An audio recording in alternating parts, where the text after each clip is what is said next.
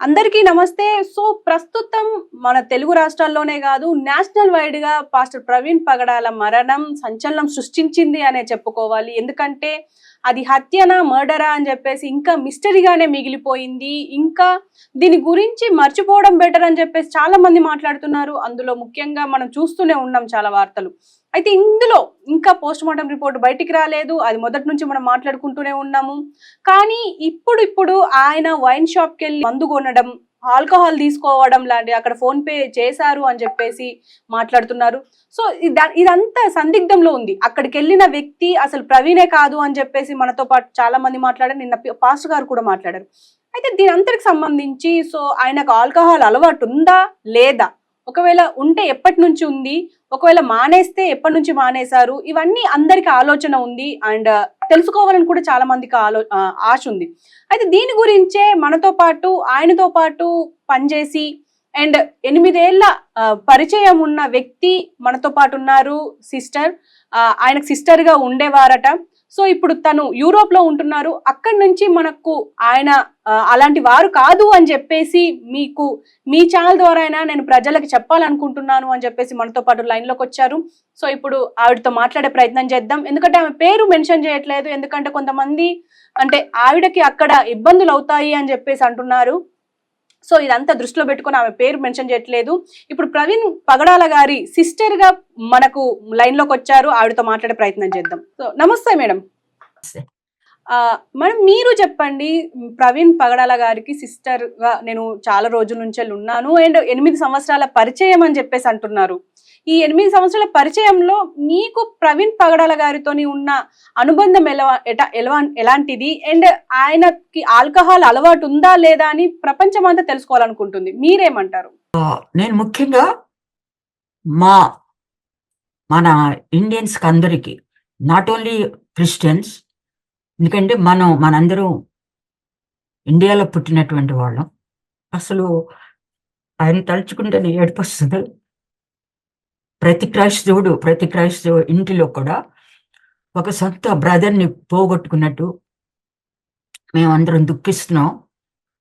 అలాగే ఆయన చాలామంది హిందువులకు కూడా ఆయన ఫ్రెండ్స్ నాకు తెలుసు. ఆయన బ్రదరు. ఆయన క్యారెక్టరు, ఆయన పర్సనాలిటీ, ఆయన తెలివితేటలు, అలా ఒక రోడ్డు మీద కూర్చొని ఒక షాప్‌లో మందు కొట్టి, తర్వాత అది ఎలా చిత్రీకరించారంటే ఆ బాటిల్ కూడా చూపించారు రోడ్డు మీద. ఇప్పుడు తాగిన వాడు పట్టుకుని వాడు ఉండలేడు. ఆ స్మెల్‌కి వాడు ఇదైపోతాడు. నేను ఒక డాక్టర్‌ని. మేమెన్నో ఇలాంటివి చూస్తుంటాం. డ్రగ్ అడిక్ట్స్, మర్డర్స్ హ్యాబిట్స్ ఉన్నవాళ్ళు అవి చూస్తుంటాము. కనుక ఇది నా క్రైస్తవ సహోదరులు, క్రైస్తవులు ప్రపంచంలోనే ఎవరు నిన్న కువైట్‌లో కూడా ప్రేయర్ మీటింగ్ పెట్టారు ఆయన గురించి. అది ఆయనతో సన్నిహితంగా ఉన్నటువంటి వాళ్ళు. ఆయన నాకు సన్నిహితుడు. నా సొంత బ్రదర్ కంటే ఆయన నాకెక్కువ. అలాగే సిస్టర్ జెసికా గారు ఆయన భార్య. మేము కూర్చుని హైదరాబాద్‌లో 4 స్టార్ హోటల్‌లో వారే నన్ను ఇన్వైట్ చేశారు. ఎన్నో పంచుకున్నాం ఆయన సాక్ష్యం. తర్వాత ఆయన గురించి చాలా చాలా ఛానల్స్‌లో చాలా బ్యాడ్‌గా ఆయన రౌడీ ఎలా మారాడు ఒక పాస్టర్‌గా. ఆయన చంపేశాడు తాగుబోతు. టీనేజర్స్‌లో ఉన్నప్పుడు నాకు కూడా మా ఇంట్లో కూడా బ్రదర్స్ ఉన్నారు. మన ఇండియాలో కూడా నేను చూస్తుంటాను. మా నైబర్స్, మా బంధువులు. బయటికెళ్తారు, ఫ్రెండ్స్‌తో కలుస్తారు. వాళ్ళకి ఇష్టం లేకపోయినా ఏదో ఫ్రెండ్ వచ్చారా రారా స్మోక్ చేద్దుగా రారా అనగానే సిగరెట్ పెట్టుకుంటారు. అది తెలీదు వాళ్ళకి. అలాగే రా కొద్దిగా ఆల్కహాల్ కొడదాం రా వాళ్ళ పరీక్షలు అయిపోయినాయి అదంటే తీసుకుంటారు. అలాంటి ఒకవేళ మందు అని ఆయనే చెప్పారు ఆయన సాక్ష్యంలో. వాళ్ళ అన్నని ఎవరో కత్తి తీసుకుని కొట్టబోతూ ఉన్నప్పుడు ఆయనకి బాధేసి చంపుతాడేమో. కడప డిస్ట్రిక్ట్‌లో అన్ని చాలా కేసెస్ వస్తుంటాయి. అర్ధరాత్రి అయిన తర్వాత కడప, కర్నూలు, రాయలసీమ ఇవే కేసెస్ వస్తుంటాయి. టీనేజర్స్ ఏంటి, పెద్ద పొలిటీషియన్స్, పెద్ద రిచ్ పీపుల్ దగ్గర నుంచి ఇవే రేప్స్, మర్డర్స్ ఇవి వస్తుంటాయి క్యాజువాలిటీకి. అనగా ఎన్నో చూసాం. స్టూడెంట్ లైఫ్‌లోనే మేము వెళ్ళి అక్కడ చూస్తుంటాం. అది ఓపీలో కూర్చుని. అట్లాగూ ఆయనకి నా అన్నని కొట్టేస్తాడేమో, చంపేస్తాడో ఏమోనని ఆయనతో కూడా ఈయన కుస్తీ పట్టినట్టుగా పట్టి ఆయన్ని ఒక ముళ్ళ పొదలోకి కొట్టి ముళ్ళ పొదలోకి పడేశాడాయన. ఫ్రెండ్స్‌తో ఆయన ఒక్కడే గాదు చేసింది. తర్వాత కొంచెంసేపటికి మళ్ళా ఆయన రికవర్ అయ్యారు. అప్పుడు వాళ్ళ బంధువు ఒకావిడ ఎస్ఐగా పనిచేసేదట. ఆవిడ ఇంక ఈ గొడవలన్నీ వద్దు అని పంపించేసింది. అయితే అతనేం చనిపోలేదు. ముళ్ళ పొదల్లోకి తోసాడు గాని కత్తి పెట్టి ఆయన చంపలేదు. ఓకే. ఆయన హంతకుడు కాదు, అబద్ధికుడు కాదు, తాగుబోతు కాదు, వ్యభిచారి కాదు. ఆయన మహాజ్ఞాని. మేమందరూ ఇప్పుడు క్రైస్తవులు అందరూ కూడా ఎందుకు బాధపడుతున్నాం, క్రైస్తవులే కాదు, కొంతమంది పెద్దవాళ్ళు హిందూస్ వాళ్ళని తెలిసిన అతను వాళ్ళు ఇచ్చారు. వారి గురించి నేను చూస్తా ఉన్నా కంటిన్యూస్‌గా ఎవరెవరు ఏంటి ఎట్లా వాళ్ళ ఒపీనియన్స్ ఎలా ఉన్నాయని. ఎవరో ఆయన పేర్లు నాకు తెలీదు. చాలా ఆయన విన్నవి చాలా మంచిగా, చాలా బాగా మాట్లాడతారు ఆయన. మంచి వక్త అని. కనుక దిస్ ఆర్టిఫిషియల్ ఇంటెలిజెన్స్‌తో ఇప్పుడు నేనిక్కడ ఉన్నప్పటికి కూడా నన్ను ఇచ్చేయొచ్చు. ఆ తర్వాత ఆయన బయలుదేరినప్పుడు ఒక చక్కటి స్ట్రైప్స్ ఉన్నాయి. షర్ట్ ఇక్కడ దాకా టీ షర్ట్ లాగా. అది ఇప్పుడు ఫుల్ హ్యాండ్స్ తోటి చూపించారు అక్కడ కూర్చోటం. ఆర్టిఫిషియల్ ఇంటెలిజెన్స్ తోటి మనం ఏ పిక్చర్ అయినా మీరు ఇప్పుడు ఇక్కడ ఉన్నారనుకోండి, మీరు ఒక అబ్బాయిగా చూపించొచ్చు. మీకు ఒక ఫేస్ మన ఇండియాలో చాలా మందికి కొద్దిగా మన కృష్ణా డిస్ట్రిక్ట్ వైపు ఇలా ఉంటుంది. వాడు పెట్టుకుని ఎప్పుడు ఇలా అసలు ఆయన అలా కూర్చోడు. Is a very active person. ఆయన చాలా బలంగా, దృఢంగా ఉంటారు. ఇలా స్ట్రైట్ గా నుంచుంటారు. యాక్టివ్ మైండ్ వచ్చేసి ఎప్పుడు యాక్టివ్ గా ఉంటుంది ఆయనది. కనుక ఆయనకి అంత కర్మ పట్టలేదు. ఆయన నెవర్ ప్రపంచం అంతా కూసినా కూడా అలాంటి తాగుతాడని మేము క్రైస్తవులు అన్నటువంటి మేము ఆయనకి బాగా క్లోజ్‌గా ఆయన తెలిసినటువంటి వాళ్ళం. మేమెవరూ కూడా దీనికి అంగీకరించం ఎట్ ఆల్. కానీ మేడం ఇప్పుడైతే ప్రస్తుతం చాలా విజువల్స్ వస్తున్నాయి. ఆయన పడిన ఎప్పుడైతే ఆయన ఒక 2, 3 వెహికల్స్ దాటిన తర్వాత పడ్డారు అని చెప్పేసి మనకు ఒక సీసీ ఫుటేజ్ బయటకొచ్చింది. అండ్ కోదాడ నుంచి మళ్ళీ ఏలూరు వరకు వెళ్ళే దారిలో కూడా ఏలూరులో మళ్ళీ వైన్ షాప్‌లో విస్కీ అంటే మందు కొన్నట్టు అక్కడ ఒక కనిపిస్తుంది విజువల్. అంటే ఇందులో ఆ వ్యక్తి కాదు అంటారా? అంటే చాలా మంది ఇప్పుడు మీ వ్యక్తుల్లోనే అంటే మీ క్రైస్తవ సమాజం నుంచి చాలా మంది అది కాదు అని అంటున్నారు. సో మీరు కూడా అదే నమ్ముతున్నారా? అసలు అక్కడ వైన్ కొన్నది అతను కాదు అని? అసలు ఆయన కాదు. ఆయన ఒక అర్జెంట్ పని మీద వెళుతున్నారు. ఆయన 31 మార్చ్‌లో ఆయన చికాగోలో ఉండాలి. ఈ లోపల ఆయనకు కొంతమందితో కలిసి రాజమండ్రిలో ఇచ్చేయాలన్నమాట. అందుకు ఈ బండి మీద ఆయన మామూలుగా ఫ్లైట్ తీసుకుని గన్నవరం అట్లా వచ్చి వెళ్తాడు. ఆయన అడిగితే ఎవరన్నా ఫోన్ చేస్తే కార్ తీసుకొని వస్తారాయన. ఆయనకేంటంటే అది రాయల్ ఫీల్డ్ అక్కడ పెట్టాలని అక్కడక్కడే కొన్ని చిన్న చిన్నవి అవన్నీ చూసుకుని తర్వాత వాళ్ళ అమ్మాయికున్న స్థలం అవన్నీ తొందరగా పని ముగించుకుని త్వరగా వెళ్ళిపోవాలన్న ఉద్దేశంతో ఆ బండి మీద వచ్చారు. అంతేగాని ఆయన ఉద్దేశం ఏదో ఎండలో ఈ అవస్థ పడాలని రాలేదాయన. ఆయనకేంటి ఆయన మాట్లాడితే ఫ్లైట్ తీసుకుని వెళ్ళిపోతారు. 31న ఆయన చికాగోలో ఉండాలి. చాలా ఉన్నాయి. ఆయనకి ఆ బిజినెస్ ఉంది అక్కడ అమెరికాలో. ఆ బిజినెస్ చేసుకోవడానికి అప్పుడప్పుడు నేను ఎప్పుడైనా ఫోన్ చేసినప్పుడు లేదు సిస్టర్ నేను ఇదిగా ఉన్నాను. నాకు ఈ పని కావాలి ఆఫీస్‌లో అంటే నేను పంపించండి ఈమెయిల్ ద్వారా అంటే ఆయన నాకు ట్రాన్స్‌లేషన్ చేసుకొని పంపించేవారు గతంలో. అట్లాంటిది లేదండి. మేమెవ్వరం క్రైస్తవులు ఎవరం కూడా మేము నమ్మం. దాన్ని ఫుల్ హ్యాండ్ చేసుకుని గ్రే హెయిర్‌లో ఎండాకాలంలో ఎవడొస్తాడండి? ఆయన బయలుదేరింది ఇక్కడికి హాఫ్ షర్ట్ లాగా ఉంది. అదన్నా కామన్. అంటే ఇంత ఎండలున్నాయి. హైదరాబాద్ నుంచి విజయవాడ నుంచి రాజమండ్రి ఎళ్ళాల్సిన పరిస్థితి. ఆ టైంలో దాదాపు 300కు పైగా అంటే దగ్గర 400, 500 కిలోమీటర్లు ఆయన బండి పైన ప్రయాణించాలి అన్న ఆలోచన ఆయనకెందుకొచ్చింది? ఎందుకు ఆయన ఒంటరిగా వెళ్ళాల్సి వచ్చింది అని చెప్పేసి కూడా చాలా మంది మాట్లాడుతున్నారు. దీని గురించి మీరేమంటారు? అసలు ఆయన అంత దూరం ప్రయాణించారా లేదా? కొంతమంది నాకొచ్చిన న్యూస్ ఆయన గన్నవరం వరకు ఫ్లైట్‌లో వచ్చారు. గన్నవరం నుంచి ఈ బండి. మరి అది నేను కొద్దిగా జస్సికా గారితో మాట్లాడదు నాకు తెలిసిన వాళ్ళతో నాకు వీళ్ళంతా బిజీగా ఉన్నారు. అక్కడున్న బ్రదర్స్ నాకంత కాంటాక్ట్‌లో లేరు. నాకు హైదరాబాద్‌లో కొంతమంది తెలుసు గానీ జస్సికా గారు వెరీ వెల్ నోన్. అక్కడ ఆ ఆఫీస్లో పిఏ గాని వాళ్ళతో నాకు సంబంధం లేదు. ఎందుకంటే నేను డైరెక్ట్గా నాకు బ్రదర్ తోటే నేను మాట్లాడతాను.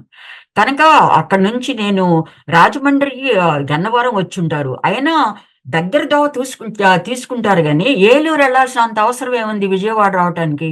ఇప్పుడు మన దగ్గర హైదరాబాద్ నుంచి తిరువూరు మీదుగా రావచ్చు. అది చాలా 4 గంటల్లో విజయవాడకి వెళ్ళిపోవచ్చు. ఓకే. కానీ ఇట్లా ఏలూరుకెళ్ళటం, కోదాడ, తర్వాత ఆయనెవరో చెప్తున్నాడు రాత్రి రూ. 630 ఫస్ట్ బాటిల్ కొన్నింది. కొన్నవాడు వెంటనే వాడికి అలవాటున్నవాడు ఆ వాసన తట్టుకోలేడు. వెంటనే తాగేస్తాడు. మనం కాఫీ అలవాట్లున్నవాళ్ళు వెంటనే తాగేస్తాం. అది ఆరేంత వరకు ఉన్నాం. తర్వాత వాళ్ళు స్మెల్ చూస్తారు గదా! ఇప్పుడు అందరూ వెళ్లి ఆయన దగ్గర చూసారు. స్మెల్ వచ్చేస్తా ఉంటది. కాబట్టి ఎప్పుడో ఒకతను ఆయన పేరు నేను చెప్పను. వీళ్ళకంటే ముందుగా అతను తాగి పడిపోయాడని చెప్పాడు. అతనికి ఎలా తెలుసు తాగి పడిపోయొచ్చా అని? ఇదంతా ప్రీ ప్లాన్డ్. కనుక అందరూ మా క్రైస్తవ సహోదరులు వాళ్ళే కాకుండా ఆయన్ని తెలిసినటువంటి కొంతమంది హిందువులు కూడా నేను చూస్తున్నాను. అన్ని కంటిన్యూస్‌గా నాకు వస్తున్నాయి. నాకు వాళ్ళెవరో తెలియని వాళ్ళు కూడా నాకు పంపిస్తున్నారు. కనుక వాళ్ళు కూడా రాసారు. ఆయన ఇండివిడ్యుయాలిటీ, ఆయన క్యారెక్టరు, ఆయన అలా చేయరు. కాపోతే ఆర్టిఫిషియల్ ఇంటెలిజెన్స్ ద్వారా కాకపోయినా ఎవరినన్నా మైండ్ నా హైట్ కంటే కొద్దిగా 1 ఇంచో, 2 ఇంచో ఉంటారాయన. ఆయన మూవ్‌మెంట్స్, ఆయన ఎలా నడుస్తారు, ఆయన మాట్లాడతారు, ఎలా అన్నం తింటారు, ఎలాంటి విట్స్ ఆయన బాగా విట్ కూడా ఏస్తుంటారాయన మాట్లాడేటప్పుడు మనల్ని. చాలా చాలా ఇంప్రెస్ చేస్తారు. ఎవరితో మాట్లాడాలో ఒక ఆచార్య నేను ఒకసారి వెళ్ళినప్పుడు రక్షణ టీవీకి ఒక బ్రాహ్మణులు వచ్చారు వాళ్ళు. బాగా ఒకాయన లాయర్ గారు, ఇంకొక అతను కూడా బ్రాహ్మణులు. చక్కగా ఎంత బాగా అసలు ఆయన ఎప్పుడు కూడా బైబిల్ మాట్లాడతారు, డిబేట్ పెడతారు. ఆ డిబేట్‌లో ఇది ఏదుంది? ఇదిగో ఇక్కడ ఇది ఉంది. ఈ శ్లోకంలో ఇక్కడ ఈ గ్రంథంలో ఇది రాసుంది అని చెప్తారు గనుక ఎవరిని కూడా తను వ్యక్తిగతంగా ఎవరిని కూడా మాటలతో గాని షూట్ చేయరు. అంటే మీరు అంటే ఆయనతో పర్సనల్ గా కలిసి ఉన్నారు కాబట్టి ఒక చెల్లిలాగా మీరు ఆయనలో గమనించినవేంటి? అసలు ఆయనకి ఎలాంటి చెడు అలవాటు లేదు అని అంటున్నారు. కానీ ఇక్కడ బయట చూస్తే మాత్రం చెడు అలవాట్లు ఉన్నాయి అని చెప్పేసి చాలా మంది వాదిస్తున్నారు. అసలు మొదటి నుంచి మీరు ఎలా చూసేవారు ఆయన? అంటే ఎలా చూసారు ఆయన దగ్గర? ఎలా ఏమైనా చెడు అలవాట్లు ఉన్నట్టు ఏమన్నా అనిపించిందా? ఎలాంటి లేదు. ఆయన ఒక సిగరెట్ కూడా లేదు. సిగరెట్ కూడా తాగరు. అలాంటి వాళ్ళ మధ్యన కూడా కూర్చోరాయన. సిగరెట్ తాగి, ఆల్కహాల్ తాగి రీసెంట్‌గా ఒక పార్టీ ఒక మెసేజ్ మీటింగ్ అరేంజ్ చేశాడు రాజమండ్రిలో. స్త్రీల గురించి ఆయన మాట్లాడుతూ మేము స్త్రీలు ఇలా ఉండాలన్నప్పుడు, ఏమ్మా మీ ఆయన ఏమన్నా తాగొస్తున్నాడా? ఇట్లాగనా? ఆయనకి ఆ తాగుడు ఒక్కసారి దేవుడు యేసుక్రీస్తు ప్రభు ఎప్పుడైతే విడిపించారో దాని అది తీసేస్తారండి. ఆయనే పరిశుద్ధాత్మ అంటాం. Father, Son and Holy Spirit. Holy Spirit నేను ఒకప్పుడు మెడికల్ కాలేజీలో మేము బాగా టీ తాగుతాం. లేకపోతే కాఫీ తాగుతాం. రాత్రిపూట నిద్ర రాకుండా చదువుకోవటానికి. అలా అడిక్ట్ అయిపోయాను నేను కాఫీకి. అలాగే మా వారు ఇక్కడ మ్యారేజ్ చేసుకున్న తర్వాత మేమిద్దరం ఇంకా ప్రతి 2 గంటలకి ఒక్కొక్క కప్పు స్ట్రాంగ్ పౌడర్ దొరుకుతుంది ఇక్కడ, కాఫీ పౌడరు. దాన్ని ఫిల్టర్ చేసుకుని తాగుతాం. మేము మిషనరీస్‌గా ఉండాలని మ్యారేజ్ చేసుకున్నాం. ఒక రోజున మేము ఇక్కడ పెద్ద సెంటర్ ఒకటుంటుంది. రోజు సాటర్‌డే చాలా మంది 1,00,000, 2,00,000 మంది విజిట్ చేస్తారు చుట్టుపక్కల ఉన్నటువంటి యూరోపియన్స్ కొనుక్కోటానికి. ఫ్లో మార్కెట్ అంటారు జర్మన్‌లో. అనేకమైనవి దొరుకుతాయి. నేను ఒక డ్రగ్ అడిక్ట్ వచ్చి మాట్లాడుతున్నాడు. నేను చెప్తున్నాను, no you should not drink alcohol. అప్పుడు నాకు ఒక స్వరం వినిపిస్తుంది, వాడికి నువ్వు బుద్ధి చెప్తున్నావు, నువ్వు కాఫీ అడిక్టివ్ కదా అని. నేను ఎప్పుడు అలా ఆలోచించలేదే అనుకుని నేను ఆ కాఫీ అడిక్షన్ ని మానుకోవటానికి నాకు మా వారికి ఒక నెల అవస్థ పడ్డాం. ముందు ఫస్ట్ కాఫీ పౌడర్ కొనటం మానేసాం. ఆ తర్వాత చిన్న షాప్స్ ఉంటాయి, కాఫీ షాప్స్ ఇక్కడ. అక్కడికి వెళ్ళి 1-2 సార్లు తాగటం రోజుకి. చిన్న కప్పులో బాగుంటాయి కాఫీ ఇక్కడ. అసలు అలా మార్గంలో వెళుతుంటేనే చక్కటి స్మెల్ వస్తుంది ఆ కాఫీ. ఆ స్మెల్కి మనం లోపలికి వెళ్ళి తాగాలనిపిస్తుంది. ఇప్పుడు ఈ ఆల్కహాలిక్స్ లోగా ఆయనకి అలాంటి అలవాట్లు లేదండి. ఆయన బాగా మంచి పేరు సంపాదించుకున్నారు, మంచి జ్ఞాని, మంచి వక్త, ప్రతి ఒక్కరిని ప్రేమించగలటువంటి హృదయం ఉన్న వ్యక్తి.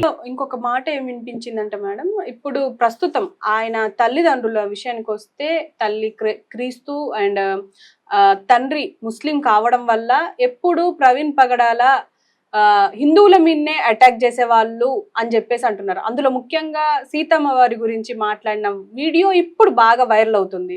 అంటే ఆయన ఇలా చెయ్యలేదు అని చెప్పడానికి మీ దగ్గర ఏమైనా ఆధారం ఉందంటారా? నాకు తెలిసినంత వరకు నేను పర్సనల్ గా ఆయన అటాక్ చేయలేదు. ఆయనకి బాధేస్తుంది. నేను చూశాను, విన్నాను, ఈ మధ్య కూడా చెప్పారు అదే. అది యాక్చువల్ గా ఒక పుస్తకంలో ఉంది, హిందూస్ బుక్ లో ఉంది. నేను అనుకోవడం ఏంటంటే, రాముడిని హిందువులంతా ఒక దేవుడిగా ఆరాధిస్తారు. అలాంటి రాముడు ఆవిడ్ని బిలో డిగ్నిటీగా మాట్లాడటం ఏంటి? అది మతం కదా తెచ్చింది. ఇగో వీళ్ళంతా నా దేశంలో ఉన్న వీళ్ళంతా రాముడు ఇలాంటి వాడు తెచ్చుకున్నాడు. ఆవిడ యొక్క పర్సనాలిటీని, ఆవిడ వ్యక్తిత్వం, ఆవిడ సీత, మేము క్రైస్తవులు అనేటువంటి మేమెవరూ కూడా ఎప్పుడు కూడా సీత క్యారెక్టర్ని ఎప్పుడు కించపరచలేదు. ఎప్పుడు ఎవరూ కూడా మాటల్లో కానీ జోక్స్లో కానీ ఎప్పుడు పరచలేదు.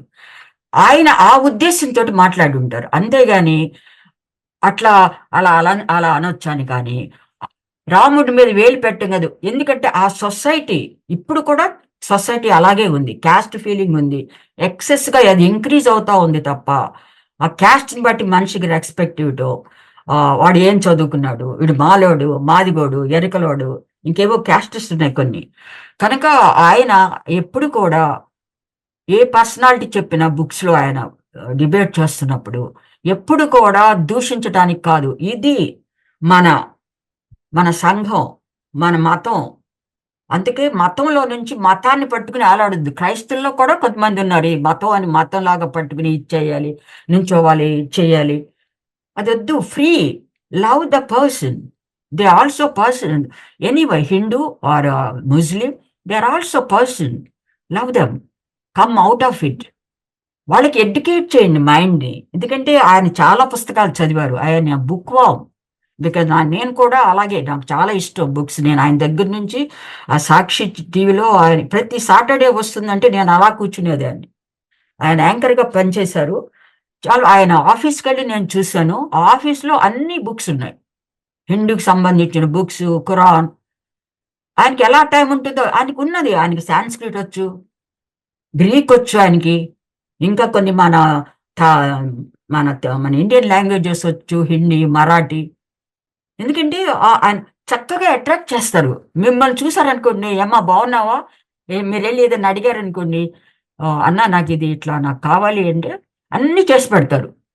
మీరు వెళ్ళండి, 1 గంటలో పంపిస్తాను అంటారు. ఎవరికుంటుందండి ఆ టైం తీసుకుని అలా చెప్పేది? ఫైనాన్షియల్ గా కానీ లేదండి. ఇది ఎపిసోడ్. ఇప్పుడు నేను ఒక డాక్టర్ని. పోస్ట్ మార్టం రిపోర్ట్ అప్పుడు మెడికల్ కాలేజ్లో 3-4 బాడీస్ వెయిట్ చేస్తూ ఉంటాయి రోజుకి. పోస్ట్ మార్టం చేసిన వెంటనే బ్లాక్ బుక్ అని ఉంటుంది. ఆ బ్లాక్ బుక్ లో ఫైండింగ్స్ వెంటనే రాసేసేయాలి ఆ డాక్టర్. ఎందుకంటే ఇంకా కొన్ని ఉంటాయి, ఆ డ్రెస్ మీదే రాసేసేయాలి. ఆ ఏజ్, నేమ్, ఎక్కడున్నాడు, ఎలా చచ్చిపోయాడు. ఇంతసేపు ఎందుకు పడుతుందండి ఆ పోస్ట్ మార్టం రిపోర్ట్ ఇవ్వటానికి గవర్నమెంట్ కానీ పోలీస్ డిపార్ట్మెంట్ కానీ? అంటే ఎందుకు, అంటే మీరెందుకు అనుకుంటున్నారు అసలు దీని వెనక ఏదైనా కాన్స్పిరసీ ఉంది అనుకుంటున్నారు? ప్రాంగ్ చేయటానికి ఇలాంటివన్నీ. ఇప్పుడు 2-3 రోజుల దాకా ఒక పెద్ద పోలీసు, ఆయన అక్కడ ఉన్న వారి పేరేంటో నాకు తెలీదు, వారిని నేను ఇన్సల్ట్ చేయట్లేదు. చాలా ఇప్పుడు న్యూ మోడర్న్ ఎక్విప్మెంట్ అంతా వచ్చేసింది, ఎట్లాగన్నా మేము అన్ని ఉపయోగిస్తాం, ఫైండ్ అవుట్ చేస్తాం అని చెప్పాడు ఆయన. నేను ఆయన మాట్లాడుతుంటే విన్నాను. వారు ఫేస్ రౌండ్ గా ఉంటుంది చూడండి, వారు ఆయన ఎవరు మరి ఎస్ఐ గారు అనుకుంటా. వాళ్ళు ప్రొలాంగ్ చేయటానికి ఇప్పుడు మా వాళ్ళంతా ఉద్రేకంతో బాతో వాళ్ళెవడో చంపేస్తాం, వీళ్ళకి తెలియకుండా అసలు మాట్లాడకూడదు అలాగా అని అంటున్నారు. అందుకు వీళ్ళు ఇంకా అది మర్డర్ అని తెలిస్తే వీళ్ళు ఇంకా ఉద్రేకం ఎక్కువైపోయి వీళ్ళని గుద్దుకుని చస్తారేమో అని భయంతో గవర్నమెంట్ అది చెప్తుంది. కానీ అది వెంటనే ఆ రోజునే రాసేస్తారు మేడం. ఇప్పుడు ఆపరేషన్ థియేటర్ లో కూడా ఒక చిన్న సిస్ట్ ఓపెన్ చేయడానికి తీసుకెళ్తాం, చిన్నది ఎక్కడన్నా సిస్ట్ అది అంటూ ఉంటే దాన్ని కూడా వెంటనే రాసి స్టెరైల్ డ్రెస్ ఉంటుంది, గ్లౌస్ తీసేసుకుని వెంటనే ఆ పేషెంట్ పేరు అవన్నీ రాసి పంపించేస్తాం. ఓకే. నేను చేశాను అట్లా మాకు నేను చేసిన హాస్పిటల్లో డాక్టర్ అయిన తర్వాత సాయంకాలం 4 నుంచి 9 వరకు ఒక్కోసారి 10 మేజర్ కేసెస్ ఉంటాయి. ప్రతి ఒక్కటి ముగించాలి, రాయాలి, ప్రతి కేసు పంపించేయటం, మళ్ళా స్టెరైల్ అది చేసుకోవటం, స్క్రబ్ చేసుకోవటం హ్యాండ్స్ ని, మళ్ళా మాస్క్ పెట్టుకోవటం, మళ్ళా ఇమీడియట్ గా ఇంకొక గదిలోకి వెళ్ళటం, అలా చేస్తాం. ఇంతసేపు పట్టదు. పోస్ట్ మార్టం రిపోర్టు వాళ్ళ దగ్గరే ఉంచుకోవడానికి మాత్రం ఏదో అంటే ఇప్పుడు ఇది మర్డర్ అయితే ఖచ్చితంగా గొడవలు అవుతాయి అని చెప్పేసి అనుకుంటున్నారు. అంటే ఖచ్చితంగా ఇప్పుడు పోస్ట్ మార్టం రిపోర్ట్ పోలీసుల దగ్గర ఉంది అంటారు మీరు? అక్కడ గదిలో వాళ్ళు ఎక్కడ హాస్పిటల్లో వాళ్ళ దగ్గర ఉంది, పోలీస్ డిపార్ట్మెంట్ కూడా తెలుసు. లేకపోతే వీళ్ళు ఇంత దారు ఫస్ట్ 3 days ఈ తాగుడు రాలేదు. మీరు వీళ్ళు చూస్తున్నారు కదా, రాజమండ్రికిను విజయవాడకి ఎంత దూరం, వీళ్ళు ఈ ఫైండింగ్స్ తీయటానికి ఎంత దూరం పడుతుందండి. అప్పుడు తెలియకోకుండా ఇదెందుకు అయినా ఆడు ముందుగానే అనౌన్స్ చేశాడు ఒక అతను, తాగి పాస్టర్స్ అంటే తాగుబోతారు, వ్యభిచారులు అని చెప్పేసి ముందు నుంచి అంటున్నారు ఒక గ్రూప్. ఆ గ్రూప్ కూడా ప్రవీణ్ గారికి తెలుసు, ఎందుకంటే ఒకసారి నేను మాట్లాడాను వాటితో. మరి మనం ఇలా కదా, మీరు మాట్లాడండి బ్రదర్, నేనంటే ఒక ఆడదాన్ని, నేను ఎక్కడో ఉన్నాను, నాకు తెలియపోవచ్చు, మీరు చక్కగా సౌమ్యంగా పెట్టి వాళ్ళతో మాట్లాడంటే లాభం లేదు సిస్టరు, లెట్ దెమ్ టాక్. మనం ఒకసారి మాట్లాడినంత వాళ్ళు మారరు. Let them talk. మనం ఒక క్రిస్టియన్ గా we are responsible to the Lord, but not to them. Let them talk. మనకేమవుతుంది, ఆయన కదా మన జడ్జి, ఆయన కదా మనకి తీర్పునిచ్చేది, ఆయన కదా చూసేది పైనుంచి అని నన్ను అప్పటి నుంచి ఐ క్లోజ్. నేను చూడటం మానేశాను, ఎందుకంటే బాధేస్తుంది సిస్టర్. ఇప్పుడు మీరున్నారు, ఇప్పుడు నాదొకటే ఒక ప్రశ్న మేడం. అంటే ఇప్పటికీ ఇంకా కేసు ఇప్పుడు అటు తేలలేదు ఇటు తేలలేదు, మధ్యలోనే ఉండిపోయింది. ఏంటంటే ఇంకా అటు చెప్పట్లేదు ఇది మర్డరా హత్య అని చెప్పేసి, ఇంకా తేలలేదు. అయినా కూడా క్రైస్తవ సమాజం గాని పాస్టర్లు గాని ఎందుకు ఇంత రచ్చ చేస్తున్నారు, ఎందుకు నిరసన చేస్తున్నారు అనుకోవచ్చు? ఇప్పుడు నేనే ఉన్నాను, నా బ్రదర్ చనిపోయాడు, నాకు చాలా ఇష్టం ఇండియాలో. నాకు ఎట్లా చనిపోయాడు, ప్రొద్దున్న ఎస్టర్డే అంతవరకు బాగున్నాడు, ఉదయం కూడా పలకరించాడు. ఇప్పటికి కూడా నాకు ఆ తేలని ప్రశ్న. తర్వాత ఆయన ఎక్కడికెక్కడికో వెళ్ళి ఆయన ద్వారా ఎన్నో విషయాల్ని గ్రహించాం మేమందరం, ఇంక్లూడింగ్ మై సెల్ఫ్. నాకు ఇక్కడికి వచ్చేంత వరకు నాకు మన ఇండియన్ హిస్టరీ కానీ, మన ఇండియాలో ఎన్ని రాష్ట్రాలు ఉన్నాయని కానీ, ఈ అంబేద్కర్ ఎవరో అని కానీ నాకు తెలియదు. నేను ఎప్పుడు చదువు బుక్ నా సబ్జెక్ట్ లో మునిగితే ఫస్ట్ క్లాస్ లో రావాలని మా నాన్నగారి టీచరు. అలాగూ ఆ బ్రదరు వేసినటువంటి సీట్స్ అందరిలో కూడా ఉన్నాయి. తర్వాత ఇంకొక సైడ్ ఆఫ్ ప్రవీణ్, ఆయన చాలా దేశభక్తుడు. చాలా మంది కోతలు కోస్తున్నారు, బ్రిటిష్ వాళ్ళని ఇచ్చేస్తున్నాడు, దేశం అంటే భక్తి లేదు అని. అట్లా కాదు. ఆయన 8 ఏళ్ల కిందట ఒక సందర్భంగా చెప్పారు, నాకు ఇలాంటి థ్రెట్స్ వస్తున్నాయి, నా బిడ్డల్ని, నా భార్యని, నన్ను చంపుతానని, ఏదైనా చూడండి అక్కడికి వస్తాను అని అన్నారు. అంటే అప్పుడు ఆయన కెపాసిటీకి తగ్గట్టుగా ఇక్కడ లేవు జాబ్స్. నేను చూశాను, ఇంత కాల్ చేసి బ్రదర్ మీకు లేదు, తర్వాత ఇక్కడ అంత కొద్దిగా అడ్జస్ట్ అవటానికి ఆ లాంగ్వేజ్కి ఇది టైం పడుతుంది అని దాన్ని తప్పిపోయి ఉంటుందని నేను ఎప్పుడు మళ్ళీ రైజ్ చేయలేదు. అయితే 2 ఏళ్ల కిందటో 2.5 ఏళ్ల కిందటో నేను ఒకసారి ఫోన్ చేస్తే అమెరికా నుంచి మాట్లాడారు, సిస్టర్ నేను ఇక్కడ ఉన్నాను, అమెరికాలో ఉన్నాను, ఈ వారంలో వస్తున్నాను అని చెప్పారు. నేను అప్పుడు ఫోన్ చేశాను, ఎందుకు వెళ్ళారు బ్రదర్, చాలా more than brother to be, ఎందుకు వెళ్ళారు అంటే ఇలా అందుకు గురించి చెప్పారు. ఇలా నేను షిఫ్ట్ అయిపోతున్నాను అంటే నేను చెప్పాను, మంచి పని చేశారు, చక్కగా శుభ్రంగా అక్కడుండి అక్కడ కూడా మీరు దేవుని సేవ చేయొచ్చు, అక్కడ కూడా వాళ్ళకు కూడా క్రీస్తు అవసరం, మీరు అప్పుడప్పుడు ఇండియా వచ్చి మీరు మాట్లాడండి బ్రదర్, మీకు డబ్బులు ఉన్నాయి, మీరేం ఈజీగా చీర్ఫుల్ హార్ట్ మీది అని నేను చెప్పాను. తర్వాత ఆయన వచ్చారు, ఆయన కాల్ చేశారు, బ్రదర్ కాల్ చేసినట్టున్నారు, బ్రదర్ కాల్ చేశారు, చేసి సారీ సిస్టర్ నేను కొద్దిగా లేట్ అయింది, లేటుగా ఫోన్ చేస్తున్నాను అంటే, మరి ఏంటి అని ఒక 3 నెలలు మాత్రం ఉన్నారు, తీసుకొచ్చేసారు ఫ్యామిలీలంతా. సరే నేను జోక్ చేశా. అని ఎందుకు వచ్చేసారు? చక్కగా శుభ్రంగా ఈ గొడవలన్నీ లేకుండా, ఈ అటాక్స్ వాళ్ళతో వీళ్ళతో అనిపించుకోకుండా, అక్కడుండి చక్కగా మీరు పని చేసుకుంటూ, మన ఇండియాలో ఎంతోమంది బీదవాళ్ళున్నారు. అక్కడ మీరు డబ్బు సంపాదించి, ఇక్కడ ఈ బీదవాళ్ళందరిని రక్షించవచ్చు కదా! ఇచ్చేయొచ్చు మీరు. ఎందుకొచ్చేసారు అని నేను కొద్దిగా కోపంతో మాట్లాడా. సిస్టర్ మీకు తెలియదు, నేను అక్కడ అడ్జస్ట్ కాలేకపోయాను. నాకు మన దేశం అంటే చాలా ఇష్టం. అది మీకు తెలీదు. నేను ఆహ్, నాకు చాలా ఇష్టం హైదరాబాదు. మన దేశం. నాకు ఓకే. చాలా ఇష్టం. మనోళ్ళతో కలిసి ఉండాలని. నేను అక్కడికెళ్ళాక అది మరీ గుర్తించాను. అమెరికా వెళ్ళిన తర్వాత. మన వాళ్ళు, మన కల్చరు, మన దేశం. నేను ఇక్కడ దీని నుంచి వదిలి ఎళ్ళలేను అని. ఇది మాట ఆయన చాలా సార్లు సాక్షులు కూడా చెప్పారు. నాకు ఇండియా అంటే నాకు చాలా ఇష్టం. అందులో హైదరాబాద్ ఉన్న ఈ సరౌండింగ్స్ అని. ఆయన చాలా దేశభక్తి గలవాడాయన. నేనప్పుడు నవ్వుతా అన్నాను. అంటే ఇక నేను మిమ్మల్ని ఎప్పుడూ భారత్‌కి జై అని అనాలన్నమాట. భారత మాతాకి జై అన్నాం బ్రదర్ అన్నాం. అంటే మేమిద్దరం నవ్వుకున్నాం. అంటే జోకింగ్‌గా. నాకు కూడా ఉంది. దేశం అంటే ఎవడికుండదండి. మనం ఏ దేశంలో పుట్టామో ఆ తల్లిదండ్రులు, మన కల్చరు, మన ఫుడ్డు. నేనెప్పుడొచ్చినా అమ్మాయ్య అని మా అమ్మకు చెప్తాను. ఈ కూర చెయ్యి, గోంగూర అట్లాగూ అనవసరంగా నేను మాట్లాడట్లేదు. ఆయనకి ఇంకొక ఫేస్ ఏంటంటే వీళ్ళంతా ఆయన దేశభక్తి పరుడు ఆయన. అయితే అందరికీ విలేజెస్‌లో ఉన్న వాళ్ళకి, ఇల్లిటరేట్ పీపుల్‌కి అందరికీ మతం అని పట్టి పీడిస్తున్నది, కులం అని పట్టి పీడిస్తున్న వాళ్ళకి వీళ్ళని వికసింపజేయాలి మైండ్. అది తీసేయాలి. అసలు దాంట్లో ఏమీ లేదు. దేవుడికి మీకు ఫెలోషిప్. మీరున్నారు. మీకును దేవుడికి. I can't help it. Okay. దాన్ని ఆయన యవ్వనస్తులకి, పెద్దవాళ్ళకి, పాస్టర్స్‌కి ఆయన ఇచ్చే సందేశం అది. అందుకు అందరం ఏడుస్తున్నాం. పోగొట్టుకున్నాం ఆయన్ని మేము. మేడం ఇంకా మీరు ఫైనల్ గా అసలు పాస్టర్ గారి ఈ ఘటనకు సంబంధించి న్యాయం జరుగుతుంది అని ఆశిస్తున్నారా? నేను ఆశించటం లేదండి. వాళ్ళు సీరియస్‌గా తీసుకుంటే ఎప్పుడైతే ఆయన ఎడ్యుకేటెడ్ కావచ్చు, ఒక నార్మల్ కూలీ కావచ్చు. కూలీస్ ఎంతో సేవ చేస్తున్నారు మన దేశానికి. వాడు పెట్టి ఆ పోలీస్ నేను వాడు అంటున్నాను క్షమించండి. వాళ్ళకి తెలుసు రూల్స్. ఒక యెల్లో రిబ్బన్ కట్టి ఎవరు దాన్ని టచ్ చేయకోకుండా వాళ్ళకి తెలీదు కదా! అది హత్యో, యాక్సిడెంట్ అని ఎవరినన్నా పెట్టి అక్కడ వెళ్తారు. అది అలాంటివి ఏవీ లేకుండా ఆయన్ని దిక్కులేని వాడుగా వదిలేశారు. అది తలుచుకుంటేనే చాలా ఏడుపొస్తుంది మా అందరికి. ఎన్నో వేల మంది ఏడ్చారు ఎండలో పడి. అక్కడ కూర్చొని చెప్పమన్నారు. ఏది చెప్పలేదు. ఆయన్ని ఒక ఇదిగా చేశారు. అదంతా ఆయన్ని కొట్టారు.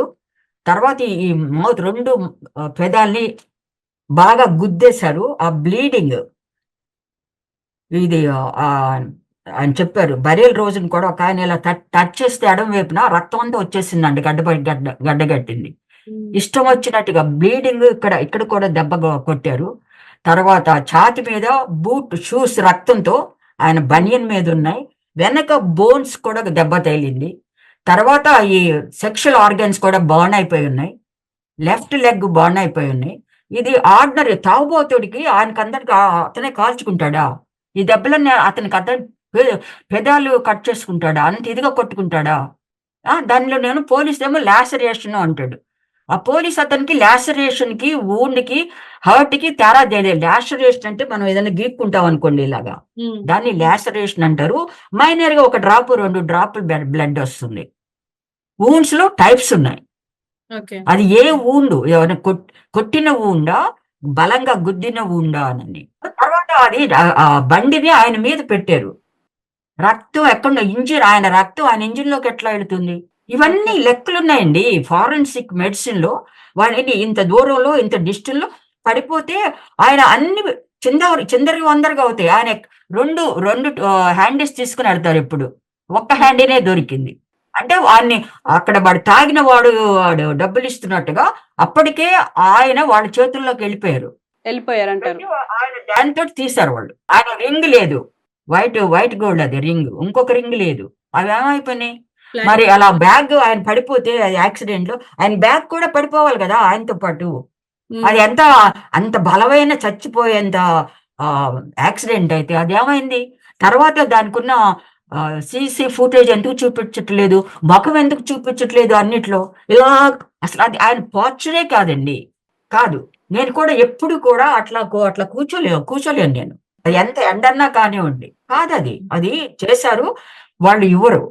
కరెక్ట్‌గా అది ఇవ్వడు. అది they they determined not to give. మాట చెప్తాను. నాకు నిజంగా 20, 27 పాయింట్స్ నేను రాసుకున్నాను. ఆ పొజిషన్స్ అన్ని. సరే నేను కూడా ఆలస్యం చేశాను.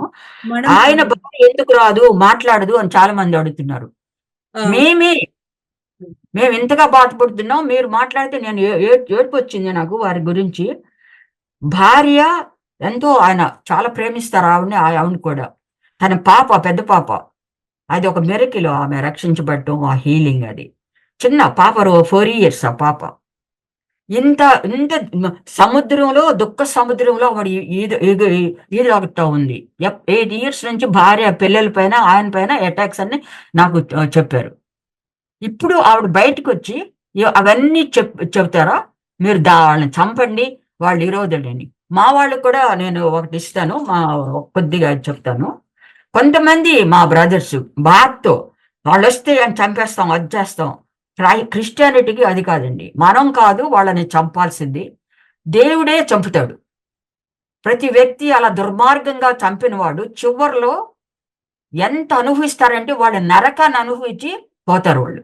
సో చూశారు కదా, మొత్తానికి దాదాపు ప్రవీణ్ పగడాలకి 8 ఇయర్స్ గా పరిచయం ఉండి ఆయనతోనే వర్క్స్ చేసి ఆయన ఎలా ఉండేవారు అనేది కూడా నేను గమనించాను. ఇంతవరకు అసలు ఎక్కడ ఆయన ఆల్కహాల్ తీసుకున్నట్టు లేదు. ఆయన అసలు మర్డర్ అంటున్నారు, అసలు మర్డర్ కూడా చేయలేదు ఆయన. అలాంటి వ్యక్తి మీద ఇలాంటి అభాండాలు వేస్తున్నారు. అండ్ మీరు చూపిస్తున్న సీసీటీవీ ఫుటేజ్ కూడా ఇప్పటికైతే ఒక ప్రముఖ ఛానల్ కి ఇచ్చారు, కానీ అది ఇచ్చింది ఎవరు? పోలీసులు అయితే మేము ఇవ్వలేదు అని చెప్పేసి అంటున్నారు. మరి ఇదంతా అసలు ఏం జరుగుతుంది? అసలు కావాలనే ఇప్పుడు ఈ ప్రవీణ్ పాస్టర్ ని కావాలనే ఈయన తాగుబోతూ తాగి ఇలా బండి నడుపుతున్నాడు రెక్లెస్ గా, బాధ్యత లేకుండా అని చెప్పేసి చూపించడానికే ఇవన్నీ చేస్తున్నారు అని చెప్పేసి క్రైస్తవ సమాజం మొత్తం దీనిపైన అనుమానాలు వ్యక్తం చేస్తున్నాయి. అండ్ ఆయనకు అలవాటే లేదు అని వాళ్ళ సిస్టర్ గా ఎన్నో సంవత్సరాలుగా ఆయనతో పరిచయం ఉంది. ఆవిడ కూడా అదే మాట అంటున్నారు. దాదాపు యూరోప్ నుంచి నేను మాట్లాడతాను, మా బ్రదర్ గురించి ఇలా మాట్లాడడం కరెక్ట్ కాదు అని చెప్పేసి ఆమె లైన్ లోకి వచ్చి మాట్లాడడం చాలా, అంటే ఇప్పుడు అసలు ఎవరు తట్టుకోలేకపోతున్నారు ఈ విషయాలు. అసలు ఈ సీసీ ఫుటేజ్ లేనిది, ఆ సీసీ ఫుటేజ్ లో కనిపించే వ్యక్తి ఆ వ్యక్తే కాదు అని చెప్పేసి వాళ్ళ బలమైన నమ్మకం. సో చూద్దాం మరి అసలు పోలీసులు దీనిపైన ఎలాంటి చర్యలు తీసుకుంటారు అనేది. అంటే ఈ సీసీ ఫుటేజ్ అయితే వాళ్ళు ఇవ్వలేదు అంటున్నారు, మరి దీనిపైన కూడా ఏదైనా చర్యలు తీసుకుంటారా? లేకపోతే ఇప్పుడు ఆయనకు సంబంధించిన సీసీ ఫుటేజ్ అంటే దాదాపు 391 కిలోమీటర్లు ప్రయాణించినప్పుడు దాదాపు 13కు పైగా 30కి పైగా కెమెరాలు ఉన్నాయి. ఆ కెమెరాల్లో ఒక్క కెమెరాలో ఆయన కనిపిస్తారు కదా, వితౌట్ హెల్మెట్, వితౌట్ మాస్క్. అప్పుడైనా ఆయనే అని చెప్పేసి గుర్తించడానికి ఆస్కారం ఉంటుందా? లేకపోతే నిజంగానే ఆయనని విజయవాడలో చంపేసి ఇదంతా కథంతా అల్లుతున్నారా? ఇదంతా ఒక మిస్టరీగానే మిగిలిపోయింది. మరి ఏం జరుగుతుంది అనేది ఖచ్చితంగా ఎదురు చూడాల్సిందే. మరి ఇది మర్డరా లేకపోతే యాక్సిడెంటా అనేది ఖచ్చితంగా ఈ పోస్ట్ మార్టం రిపోర్ట్ లో తేలి ఉంటుంది, కానీ బయటికి మాత్రం రావట్లేదు. ఒకవేళ బయటికి వస్తే మాత్రం ఇంకా పరిణామాలు చాలా దారుణంగా ఉంటాయని కూడా వీళ్ళు ఆశిస్తున్నారు.